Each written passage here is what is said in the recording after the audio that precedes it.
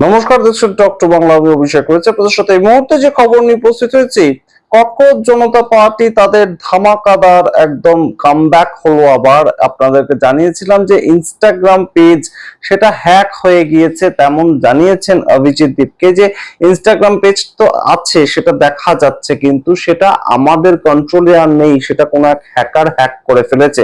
কিন্তু সেই পেজটাকে আবারও ফিরিয়ে আনা গিয়েছে, তেমন জানিয়েছেন অভিজিৎ দীপকে, এবং তিনি জানাচ্ছেন আমাদের পেজ আমরা আবার ফিরে পেয়েছি, আমরা আমাদের পেজ এখন নিজেরাই সামলাচ্ছি।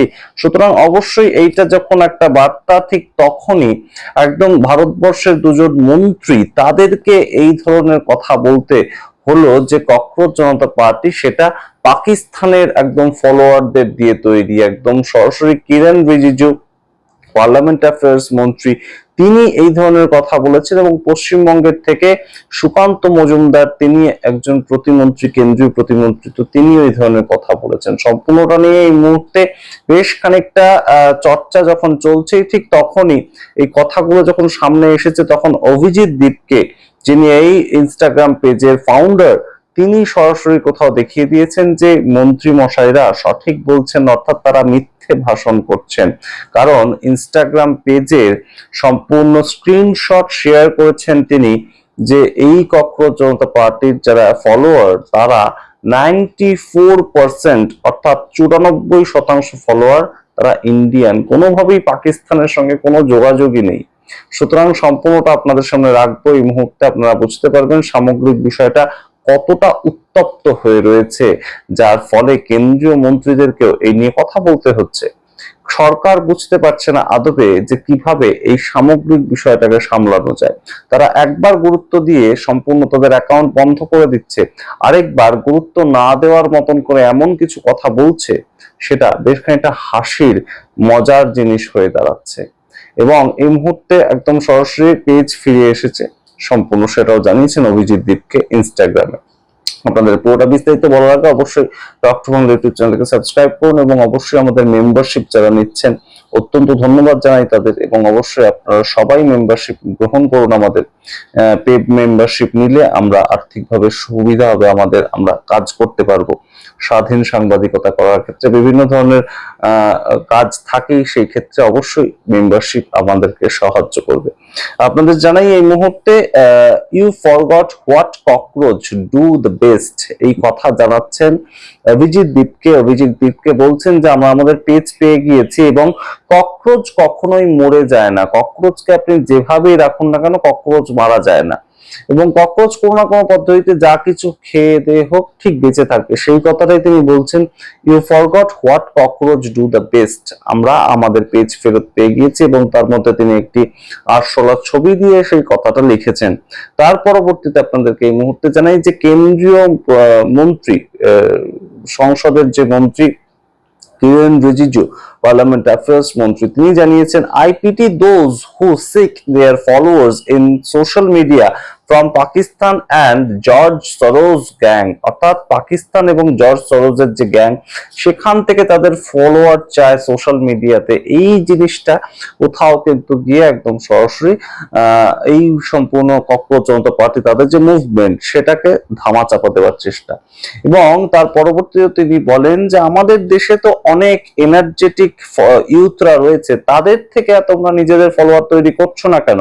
তোমরা কেন বাইরের মানুষের থেকে, বাইরের দেশের থেকে এই সাহায্যটা নিচ্ছ? কিরেন রিজিজু এমন ভাবে একটা হাসির ছলে বলতে চান কথাটা, কিন্তু যে বিষয়টা তিনি বোধহয় লক্ষ্য করেননি, সেটা একদম সরাসরি এদের কাছে স্ক্রিনশট থাকে। অর্থাৎ এই যে যারা সোশ্যাল মিডিয়াতে কাজ করেন, তারা সহজেই দেখতে পান যে তাদের কারা ফলো করছেন। যদি কোনো ভেরিফাইড অ্যাকাউন্ট হয় যে কোনো সোশ্যাল হ্যান্ডেলেই, সেটা এক্স হ্যান্ডেল হতে পারে, সেটা ইনস্টাগ্রাম হতে পারে, ফেসবুক হতে পারে, ইউটিউব হতে পারে, আমরাও দেখতে পাই যে আমাদেরকে কোথা থেকে ম্যাক্সিমাম মানুষ ফলো করছেন। পশ্চিমবঙ্গ থেকে আমাদেরকে কত পার্সেন্ট মানুষ ফলো করছেন, বাংলাদেশ থেকে কত পার্সেন্ট ফলো করছেন, আসাম থেকে কত পার্সেন্ট ফলো করছেন, ত্রিপুরা থেকে। আমরা যেহেতু বাংলা ভাষায় খবর করে আমরাও দেখতে পাই, সেটা অ্যানালিটিক্স করলে দেখা যায়। ঠিক তেমন ভাবে অভিজিৎ দীপকে তিনি বলছেন 94% ইন্ডিয়ান আমাদের ফলোয়ার। কেন এই কথাটা উঠলো? তার কারণ এই যে সামগ্রিক বিষয়টা যখন চলছে তখন থেকেই বিজেপির আইটি সেলের পক্ষ থেকে একটি সরাসরি পোস্ট শেয়ার করা হচ্ছিল যে এই 49%, এই যে সম্পূর্ণ ককরোচ জনতা পার্টি তার ফলোয়ার, তার 49% তারা পাকিস্তানের একদম মানুষজন। কিন্তু সেটা তো আদতে ঘটনা নয়, কিন্তু সেটাকে সামনে রেখেই সুকান্ত মজুমদার পশ্চিমবঙ্গের তরফ থেকে কেন্দ্রীয় প্রতিমন্ত্রী তিনি বলে দিয়েছেন যে ককরোচ জনতা পার্টি সম্বন্ধে আর কি বলার আছে। 49% যাদের ফলোয়ার বা পাকিস্তানের মানুষজন, তাদের সম্বন্ধে তো আমার আর কিছু বলার নেই। মাত্র 9% মানুষ ইন্ডিয়ার ফলোয়ার, তো সেটাকে এত গুরুত্ব দেওয়ার কিছু নেই। কিন্তু সম্পূর্ণ বিষয়টা যে ভুল, সেটাকে অভিজিৎ দীপকে কিন্তু একদম সরাসরি তার যে ইনস্টাগ্রাম পেজ, সেটার পরপর স্ক্রিন গুলো সরিয়ে তিনি স্ক্রিন রেকর্ড করেন। যে কোনো অ্যান্ড্রয়েড ফোন বা আইফোনে এই কাজটা করা যায়, স্ক্রিন রেকর্ড, এবং তিনি পরপর স্লাইড গুলো দেখাতে থাকেন এবং যেখানে দেখা যাচ্ছে ইন্ডিয়ার তরফ থেকে এই ককরোচ জনতা পার্টি, সেখানে ফলোয়ার সংখ্যা অবশ্যই যেটা টোটাল ফলোয়ার সংখ্যা তার 94% ইন্ডিয়ার থেকে সাপোর্ট করছেন তাদের। সুতরাং সেই জায়গাটা কিন্তু অবশ্যই বোঝাই যাচ্ছে এই মুহূর্তে মন্ত্রীরা খুব একটা এই মুহূর্তে সেটা সম্বন্ধে ওয়াকিবহাল ছিলেন না যে এরকম উত্তর চলে আসতে পারে। অন্যদিকে আপনাদেরকে জানাই যে সরকার কোথাও কিন্তু গিয়ে টালমাটাল অবস্থায় এই মুহূর্তে এই বিষয়টাকে নিয়ে। তার কারণ তারা এই মুহূর্তে বুঝতে পারছেন এই যে ডিজিটাল একটা প্রোটেস্ট চলছে, ডিজিটাল একটা সমুদ্রের তুফানের মতন চলছে, প্রতিদিন লাফিয়ে লাফিয়ে বাড়ছে তাদের ফলোয়ার সংখ্যা। সেটাকে কিভাবে কন্ট্রোল করতে হবে, কন্ট্রোল বলতে কিভাবে সেটাকে শান্ত করতে হবে, সেটা সরকার কোথায় বুঝতে পারছে না।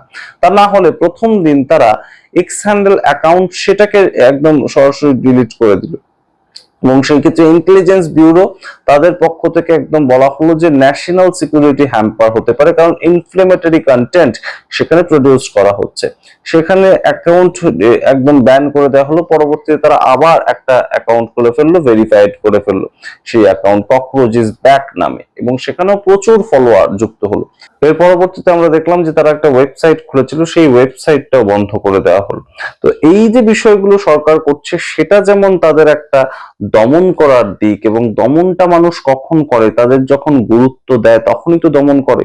সেটাকে যখন দমন করতে চাইছে সরকার, ঠিক তেমন জায়গা থেকে এই মুহূর্তে মন্ত্রীরা কিন্তু অন্য অন্য কথা বলে ফেলছেন। কেউ বলছেন পাকিস্তান থেকে ফলোয়ার আসছে, কেউ বলছেন মাত্র 9% মানুষ ইন্ডিয়ার তরফ থেকে ফলো করছে। এই বিষয়গুলো কিন্তু বেশ খানিকটা পলকাই লাগছে এই মুহূর্তে। সরকার বেশ খানিকটা বুঝতে পারছেন না, এই জায়গাটা কিন্তু উঠে আসছে বারংবার। এবং অবশ্যই তার সঙ্গে সামগ্রিক যে পটচিত্রটা, সেটা কিন্তু অবশ্যই একটা ককরোচ জনতা পার্টি তাদের মাধ্যমে যুব সমাজ কোথাও একটা ইঙ্গিত দিতে চাইছে সরকারকে, বিরোধীদের প্রত্যেককে। তা না হলে তো সবাই বিরোধীদের আন্দোলনে সামিল হতো, কিন্তু বিরোধীদের আন্দোলনে সামিল না হয়ে যারা ঘরে বসে ইনস্টাগ্রামে একটা পেজের ফলোয়ার হচ্ছে, তাদেরও তো কিছু বলার থাকতে পারে। তারা হয়তো একদম সবাই শাসক পক্ষ বা বিরোধী পক্ষ, তাদের সবার সঙ্গে সম্পৃক্ত হতে পারছেন না। তারা হয়তো কোথাও গিয়ে একদম আলাদা একটা স্পেস খুঁজছেন, একটা তৃতীয় জায়গা খুঁজছেন, হয় শাসক নয় বিরোধী, এই জায়গাটার মধ্যে হয়তো তারা থাকতে চাইছেন না। আজকের যুব সমাজ কি চায়, সেই জায়গাটা হয়তো সরকারকে আরেকটু ধীরে, আরেকটু তাদের সঙ্গে বসে কথা বলে মেটানো উচিত, এটাই বলতে হচ্ছে। তার কারণ এটাকে ইগনোর করার মাধ্যমে, এটাকে হয়তো সম্পূর্ণ ইগনোর করা যাবে, কারণ এটা একটা ট্রেন্ডিং হয়েছে বিষয়টা। ট্রেন্ড দুদিন পরে বদলে যায়, পরবর্তীতে নতুন কোন ট্রেন্ড আসে, কিন্তু এই ক্ষোভগুলো তো জমতেই থাকছে। মূল কোন জায়গা থেকে ক্ষোভটা তৈরি হচ্ছে, সেই জায়গাটা যদি অ্যাড্রেস করতে পারতো সরকার, বোধহয় আর একটু সুবিধা হতো তাদেরই পরবর্তীতে এই ইস্যুগুলোকে হ্যান্ডেল করার ক্ষেত্রে। অবশ্যই আপনারা দেখতে থাকুন টক টু বাংলা। আপনাদের মতামত কমেন্ট বক্সে কমেন্ট করুন সামগ্রিক প্রতিবেদনের ভিত্তিতে, এবং অবশ্যই থ্যাঙ্কস এবং জয়েন বাটন ক্লিক করে আমাদের সাহায্য করতে ভুলবেন না। ধন্যবাদ।